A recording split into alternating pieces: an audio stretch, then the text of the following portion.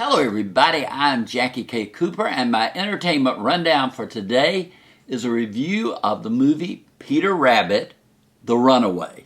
This is the sequel to the original Peter Rabbit, and it was a film that used, I call it animatronics or animatronics, but it makes animals, not cartoons out of them, but it makes them move and speak and dance and do whatever.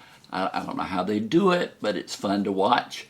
And they interweave the animals and their activities, etc., with the humans. And the humans react to them and whatever. But Peter Rabbit was a good success a few years ago. The movie's been completed for a while, but got held up because of COVID, and they have now released it. And it's a sequel. And I don't know if it's a sequel that people are saying, oh my gosh, when is the next Peter Rabbit movie coming out? I don't know that there was a surge in demand, of that. But it's done. But this time they tried to open it up a little bit because, Peter Rabbit is still on the farm, McGregor's farm, and Mr. McGregor is played by Domhnall Gleeson, and then the woman who has been like a parent to Peter Rabbit, and Flopsy and Mopsy and Cottontail and the other animals in the area.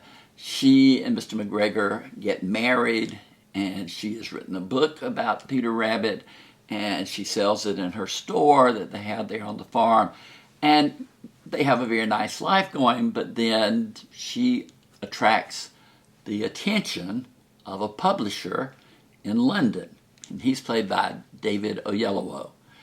The acting in this is great all the way through, and the use of the animals, getting them to talk and have adventures, that's fun too. But when they opened it up, it's like they didn't trust the characters to be enough of the story. They had to get into, an escapade and, getting in trouble and trying to help people out who were in trouble. And it got a little bit complicated for me. And I was trying to think of it through a child's eye, which is certainly who the movie is aimed for.